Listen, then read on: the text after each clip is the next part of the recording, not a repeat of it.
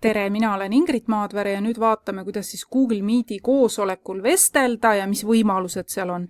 Et ma olen kalendri kaudu, mulle on saadetud kutse, ma olen sinna sisse, join with Google Meet ja nüüd käivitatakse minu kaamera ja ma juba tegelikult näen, et seal on osalejaid, et on erinevad osalejad.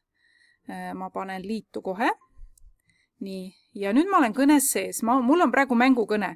Selle tõttu näete, mul on siin lihtsalt üks väike mänguasi pandud ja ühes kohas siis kaamerat üldse ei ole.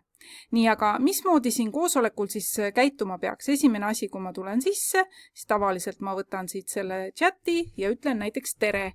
Võin ka kõva häälega öelda. Nii, panen tere. Ja see sõnum on siis kõigile näha, et kõik, kes seal sees on, nemad näevad seda sõnumit ja saavad siis samamoodi neid sõnumeid saata.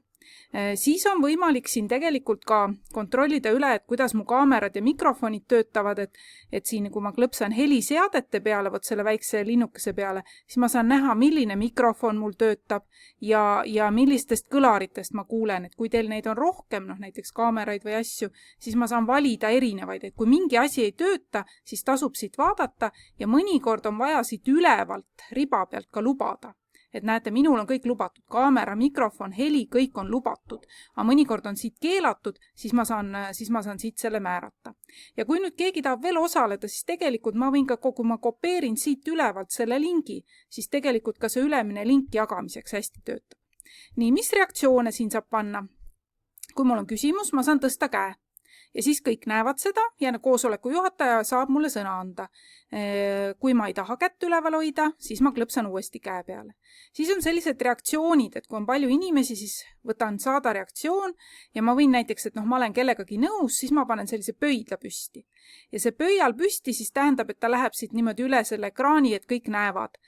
Või siis ma valin, näete, ja ta läheb mingil hetkel ise ära, käsi alla ei lähe. Või näiteks ma tahan plaksutada, keegi pani nii hästi esines, panen plaksutamised. Need on sellised ajutised reaktsioonid, mis siis on võimalik siis panna erinevatele nagu nendele vestlustele. Ja siis on siin tegelikult selle 3 punktikese peal on ka hästi palju erinevaid asju. Et näiteks muuda paigutust. Kui mulle ei meeldi see paigutus, nagu mul on, siis ma võin panna ka niimoodi, et näiteks on küljeriba, et see, kes siis esineb, on sellise ühe vaatega ja kõik külje peal on näha, nii et ma saan seda muuta. Kui on palju inimesi, siis ma saan siia lisada, nagu see maksimaalne arv, see on enamasti seotud teie ekraaniga, et kui suur ta on. Ja läheme uuesti siia peale, siis siin on olemas ka võimalik minna täisekraanile, pilt pildis. Aga ma võtan korra nüüd need visuaalsed efektid, et need on ka toredad, et need on siis erinevad taustad, mida ma võin endale panna, et väga tihti kasutatakse seda hägustamist, mis tähendab, et ei ole näha, kes teie taga on, eriti kui te olete kusagil kodus, et näete, nüüd läks mul tagant ka hägusemaks, et kui seal keegi ringi liigub. Aga siis on ka väga toredaid selliseid, et te saate endale panna, nagu te asuksite hoopis kusagil mujal ruumis. Et näete, nüüd ma asun hoopis kusagil kontoris või siis ma võin olla ka kusagil täiesti, näiteks vaadake, kui ilus liivarand, nii et ma võin endale valida hoopis teistsuguse tausta ja osaleda koosolekul siis sellise teise taustaga. Et need on ka väga toredad, et kindlasti katsetage läbi ja vaadake, mis on nagu teie lemmik, et see taust, näete, praegu mul jääbki siin. Nii, ja siis on siin ka tegelikult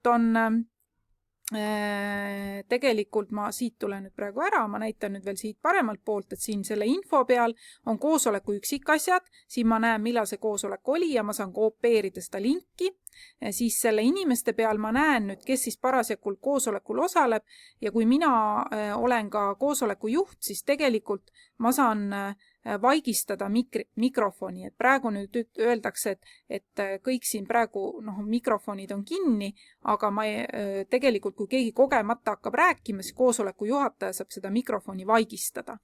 Nii, ja siis ma võtan siit korra veel selle chati ette, siis chatis on võimalik ka seda, et kui ma panen näiteks eriti oluline, et kui mingisugune sõnum on kõige olulisem, siis on võimalik seda nagu pinnida kõige ülemiseks, et ta nagu jääb nagu näha. Et kui ma panen nii kinnita see sõnum, et kõik, kes kõnes liituvad või hiljem liituvad, näevad teie nime ja kõiki teie kinnitatud sõnumeid, isegi kui te kõnest lahkute.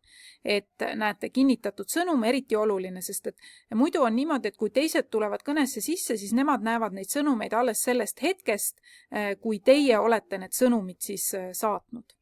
Ja siis on siin olemas ka subtiitrite võimalus, et kui ma need panen sisse, siis praegusel hetkel on nad inglise keeles, mis on hästi kummaline, eks ole. Et no, et ta tegelikult ei tunne seda ära, aga kui ma nüüd võtan selle subtiitrid, nii, võtame uuesti ja nüüd klõpsan selle inglise keele peale, siis mul tegelikult on võimalik panna ka eestikeelsed subtiitrid, et see on päris uus asi, mida siin varem ei olnud. Nii otsime tähestiku järjekorras ilusti üles, nii, kus on, nii, no, inglise, nii, A, B, C, kusagil oli mul siin Eesti, näete, Eesti on täitsa olemas, nii, valin Eesti ja nüüd on tegelikult siis niimoodi, et näete, te ei peagi kuulma, vaid see kirjutatakse siia. Eks ole. See, mida ma räägin, seda on võimalik lugeda. Nii et on võimalik siis endale panna ka peale subtiitrid, kui ma millegi pärast kuulata ei saa. Et see on ka päris lahe võimalus ja eriti lahe on see, et see töötab ka inglise keeles. Ma lülitan välja. Nii et tegelikult alati, kui te Google Meeti koosolekul ei ole käinud, siis alati tasub enne kõik need asjad üle vaadata, kuidas mingid nupud ja asjad töötavad, sest siis te saate koosolekul rahulikult osaleda ja teate siis, kuidas seal tegutseda.